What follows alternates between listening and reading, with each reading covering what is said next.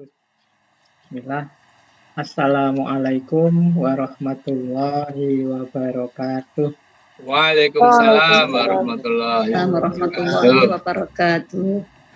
Bismillahirrahmanirrahim. Alhamdulillahirabbil alamin. Wa bihi nasta'inu ala umurid dunya waddin. Allahumma sholli wa sallim wa barik ala habibina wa syafi'ina sayyidina wa maulana Muhammadin wa ala alihi wa ashabihi wa man tabi'ahum bi ihsanin ila yaumiddin. Amma ba'du. Hadratal muhtaromin, para alim, para ulama, wabil khusus yang malam hari ini menemani kita ini Romo Kiai Dr. Kiai Haji Malik Madani MA. Ini seharusnya yang memberi tausiah beliau ini. Yang saya beliau yang lebih ahlinya. Yang saya hormati tentu saja Ibu Dekan Fakultas Sains dan Teknologi, Ibu Dr. Hajah Hurul Wardati MSI nggih Bu. Saya khawatir salah kalau sudah sampai M ya. Kalau GR-nya kan sama semua. Ini sekarang beda-beda ya. MA, MSI itu khawatir keliru saya. Juga para wakil dekan ini saya lihat hadir semua. Bu Dr. Sofwatul Uyun M. Wah ini M-nya saya M.Com ya Bu. Kalau enggak M.Com. M.Com ini keliru. Khawatir MSI. Kalau Bu Dr. Arifah Husnuryani ini MSI atau M.Com? MSI. Ini kalau Pak Yai Fatur Rahman ini saya hafal, Pak Doktor dan MSI. Tulisannya sering muncul, jadi saya hafal.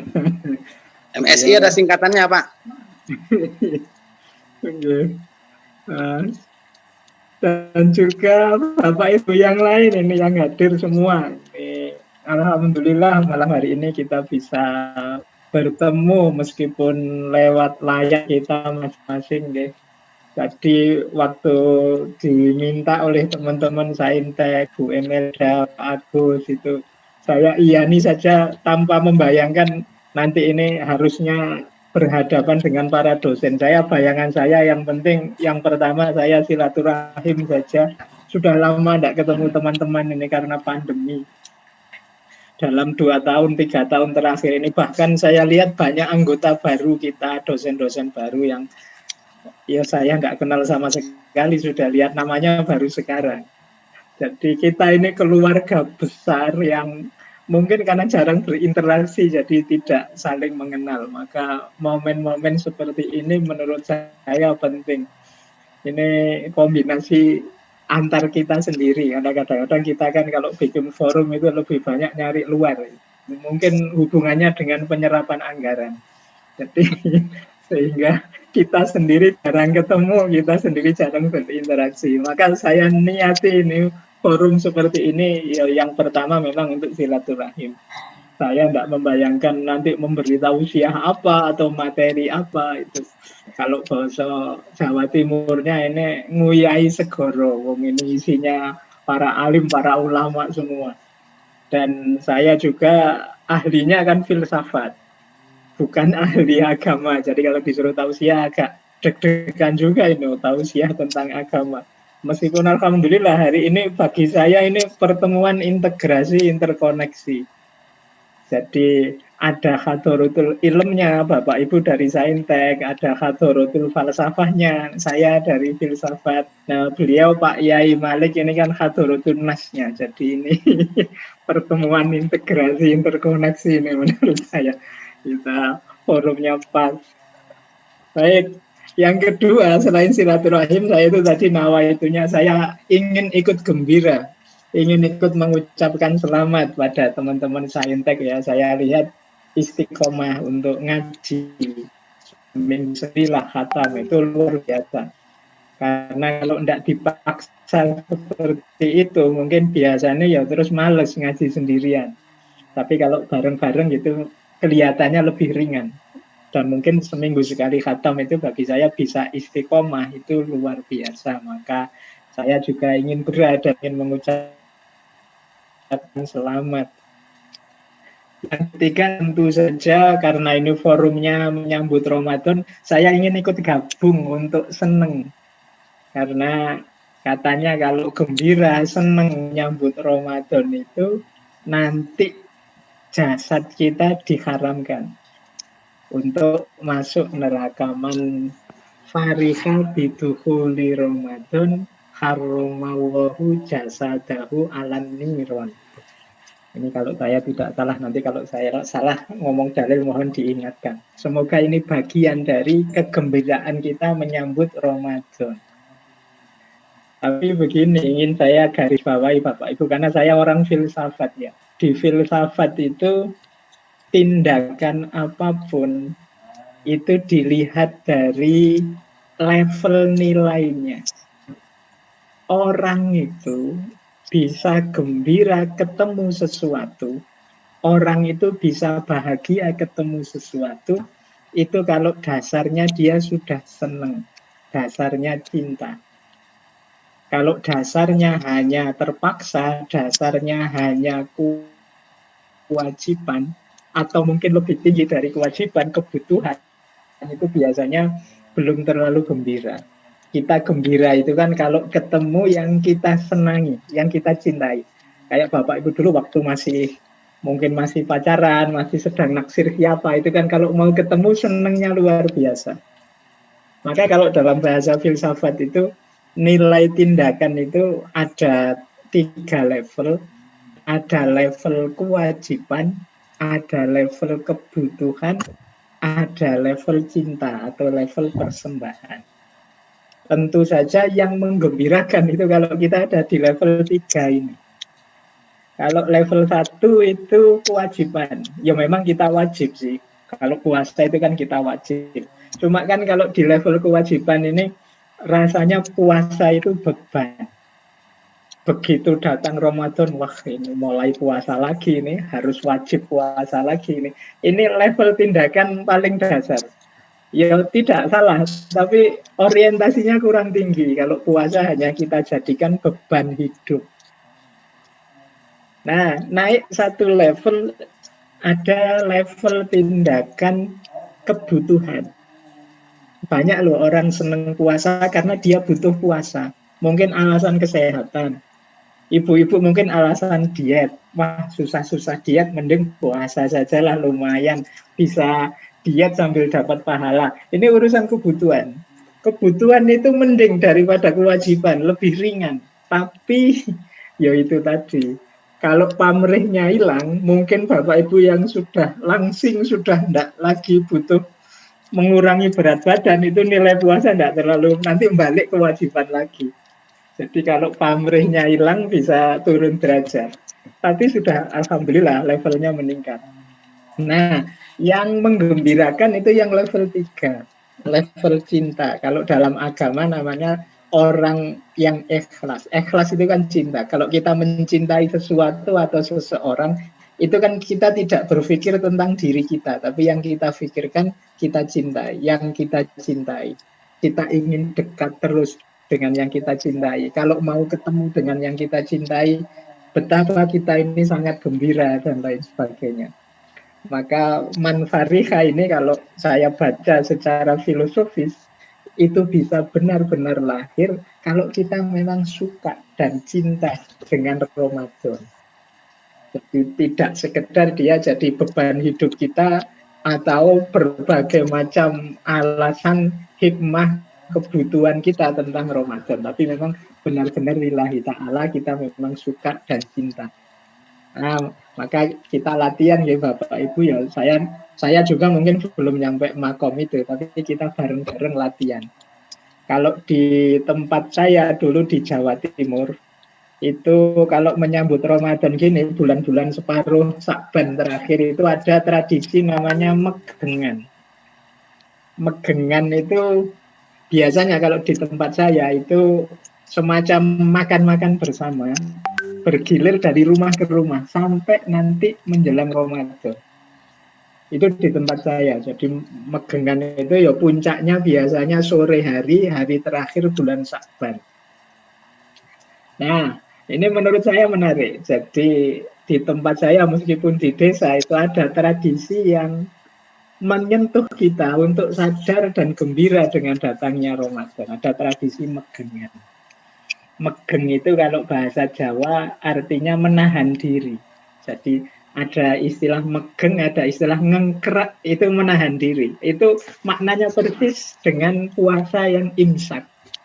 Jadi ternyata simbah-simbah kita dulu dengan strateginya sendiri punya cara untuk membuat kita gembira. Oh, itu bagi saya zaman kecil dulu ini menggembirakan karena tiap malam itu bisa pindah-pindah dapat makan gratis. Oh, itu kan strategi mereka untuk biar orang jadi gembira. Wah, ini sudah mau Ramadan, kita bisa makan di mana-mana, ini muter-muter. Nah, ini kearifan lokal dari nenek moyang kita. Nah, begitu nyampe Jogja, saya ketemu lagi tradisi menurut saya lebih dalam maknanya menyambut Ramadan, meskipun kadang-kadang ada orang sinis, yaitu tradisi padusan. Nah, mungkin teman-teman sering dengar ya, kalau akhir-akhir mau Ramadan itu menjelang Ramadan banyak yang ke pantai, banyak ini tradisi padusan. Saya pernah meneliti, mencari-cari maknanya padusan ini dari mana ya. Ternyata ada sumber yang bilang itu sebenarnya dulu ajarannya Sunan Kalijogo.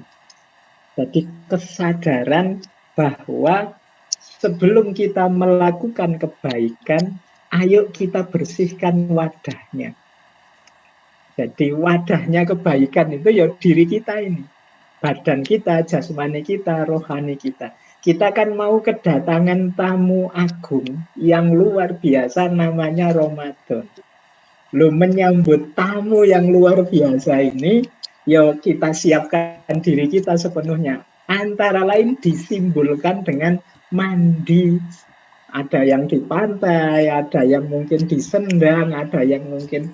Ini bagi saya bagian dari kearifan lokal. Jangan lupa kalau di Jawa itu ada, kalau teman-teman membaca tradisi Islam Jawa itu ada logika wadah dan isi.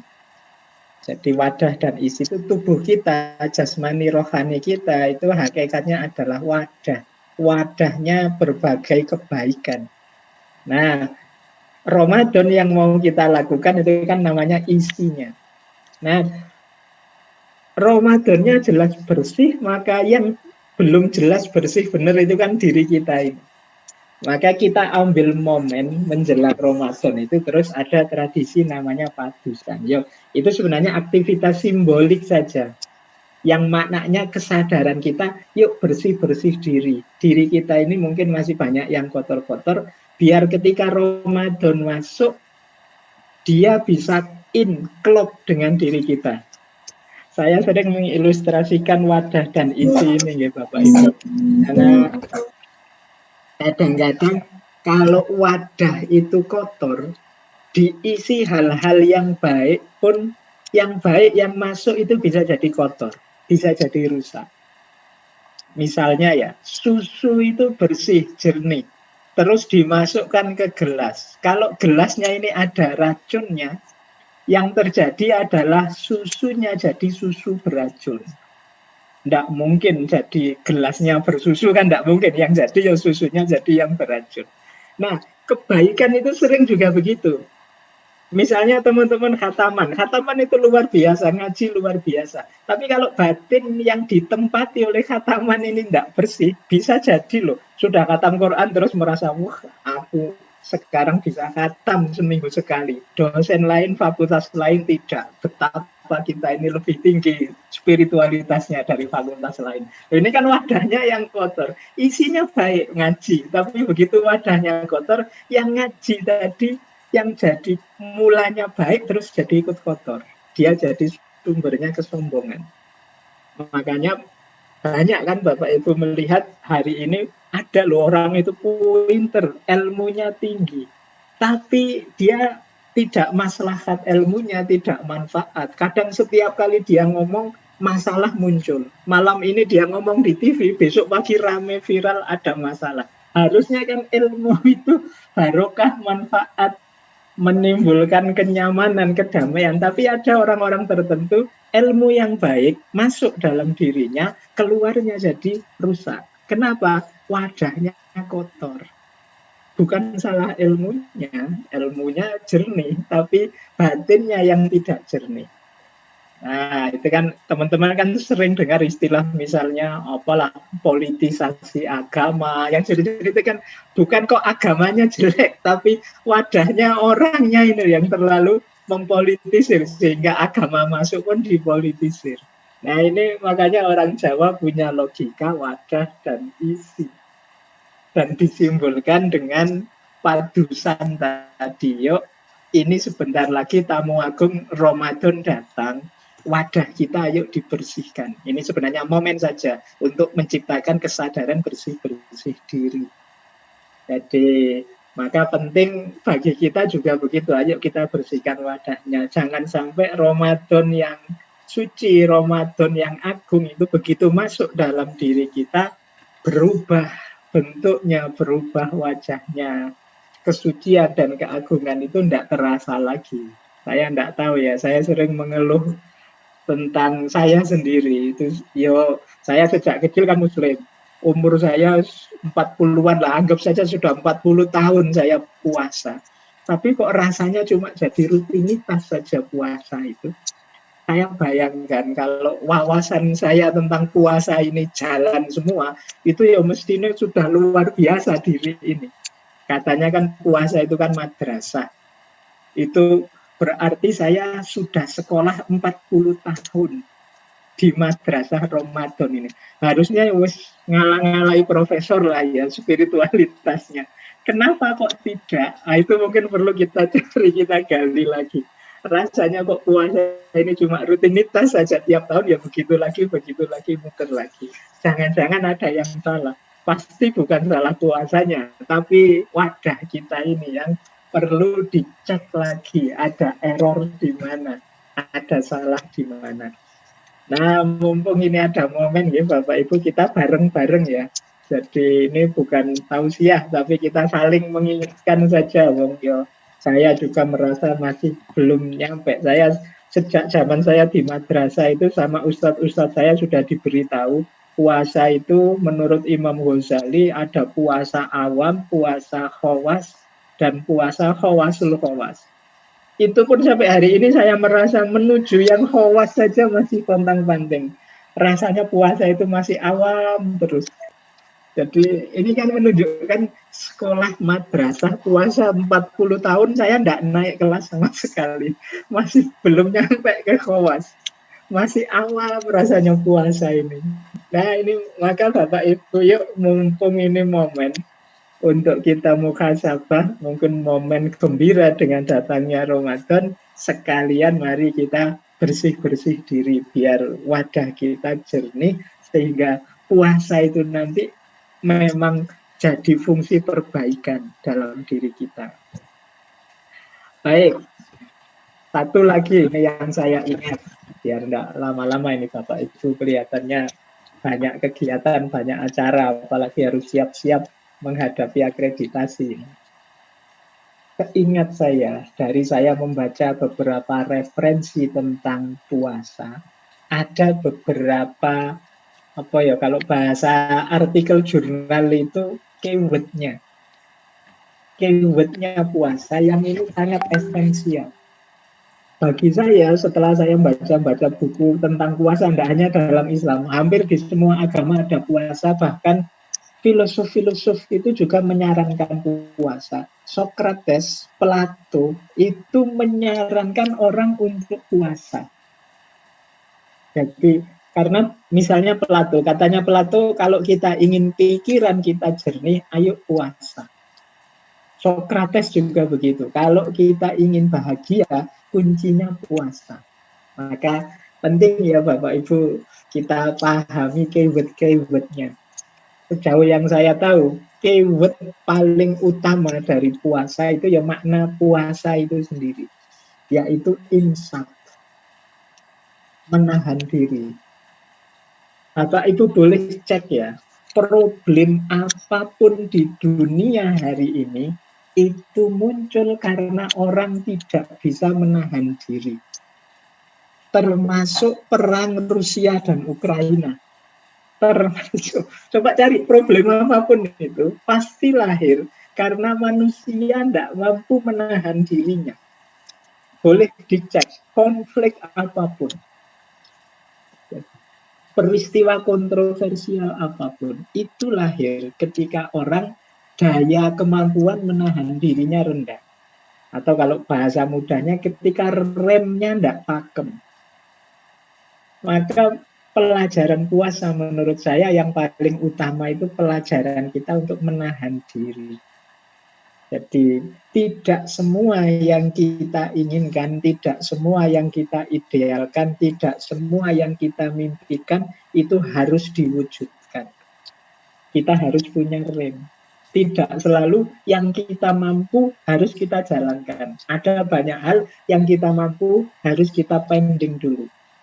Puasa kan memberi pelajaran yuk. Kalau kita mampu makan itu kan kita mampu, makan 5 kali sehari pun kita mampu. Tapi di puasa kan kita diminta menahan diri. Nanti dulu, nyari waktu yang tepat. Ini namanya imsak. Jadi daya tahan diri itu menurut saya kuncinya. Makanya saya bilang alhamdulillah loh, Allah itu mewajibkan puasa, latihan menahan diri. Karena kalau kita tidak diwajibkan mungkin ya enggak puasa itu. Bisa dihitung yang puasa sunnah kita itu mungkin ya antara ya dan enggak, kadang puasa kadang tidak. Meskipun kita tahu manfaatnya puasa, maka alhamdulillah Allah masih sayang dengan kita, maka kita diwajibkan puasa. Nah, rahasianya tentu saja bukan Allah yang perlu, kita yang perlu. Maka imsak penting. Yang kedua, ini saya ambil dari seorang tokoh besar namanya Syekh Waliullah Ad-Dihlawi. Kata beliau, puasa itu selain imsak adalah tiryak. Tiryak itu semacam penawar. Jadi puasa itu semacam detoksifikasi spiritual. Ya Bapak Ibu lebih ngerti ya detoksifikasi itu bagaimana kita membersihkan racun-racun, kotoran-kotoran diri dengan puasa. Jadi Bapak Ibu boleh merasakan sendiri. Orang yang puasa itu kan otomatis terjaga. Ya kalau ingin puasanya sah loh ya, kan otomatis dia akan terjaga dengan sendirinya. Aktivitas-aktivitasnya positif pasti. Nah, akumulasi aktivitas yang positif ini akan menggeser hal-hal yang negatif. Yang biasanya dalam sehari pegang HP 12-20 jam, itu waktu puasa kan paling enggak sekian jam dipotong untuk buka puasa, untuk sahur, untuk ngaji. Itu kan waktunya lumayan lah, mending meskipun ya masih sibuk dengan HP. Tapi kan terpotong banyak untuk aktivitas-aktivitas kebaikan. Itu apalagi kalau kita sangat serius puasa di level tadi khawasul showas itu benar-benar terjadi detoksifikasi spiritual. Jadi namanya tiryak. Nah ini teori dari Syekh Waliullah Ad-Dihlawi. Jadi puasa itu ternyata secara psikologis membentuk daya tahan spiritual kita dan juga sekaligus membersihkannya lewat aspek tiryak tadi. Dan yang ketiga tentu saja aspek rahmah. Aspek rahmah itu aspek cinta, rahmat. Puasa itu bukti Allah mencintai kita. Dan kalau kita menjalankan puasa, kita menunjukkan cinta kita kepada Allah, efeknya puasa adalah kasih sayang sesama.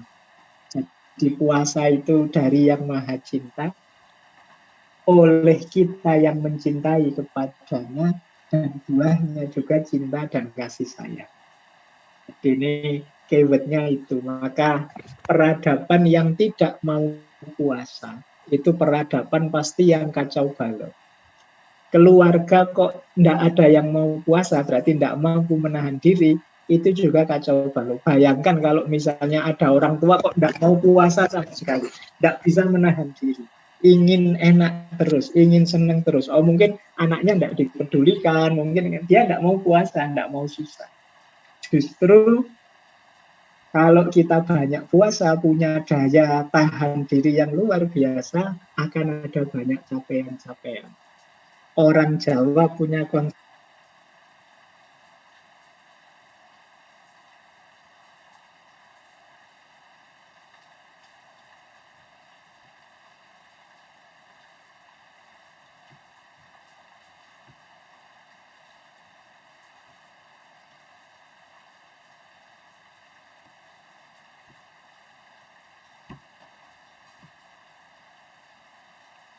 kayak orang tirakat, kayak orang puasa, yo melekan, yo stres, yo capek, dan lain sebagainya.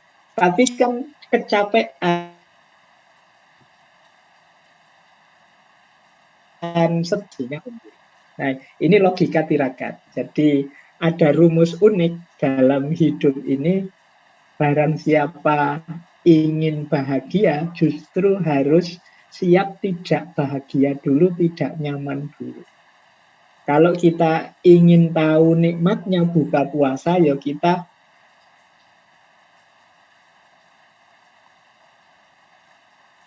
harus siap makan malam biasa tanpa kita puasa. Dengan makan malam saat kita buka puasa, mungkin menunya sama.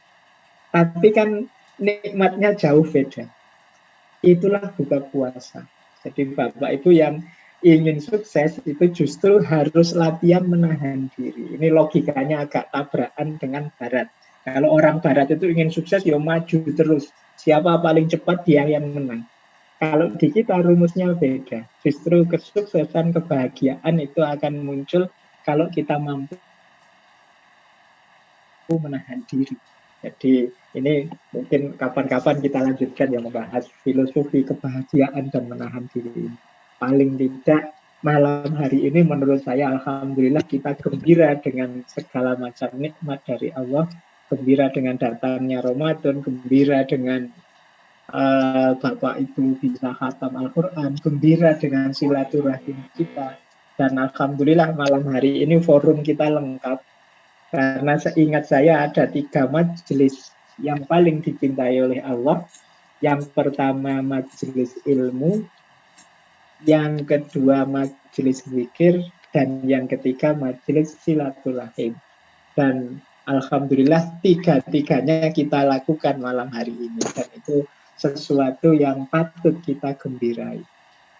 Baik, Bapak Ibu, saya kira itu ya. Sedikit saja sapaan dari saya. Kalau tausiah, pasti tidak ya Bapak Ibu.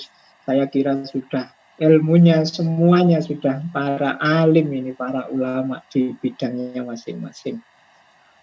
Dari saya sekian, kurang lebihnya mohon maaf. Wallahul muwaffiq ila aqwamit thoriq. Wallahu a'lam bishawab. Wassalamualaikum warahmatullahi wabarakatuh.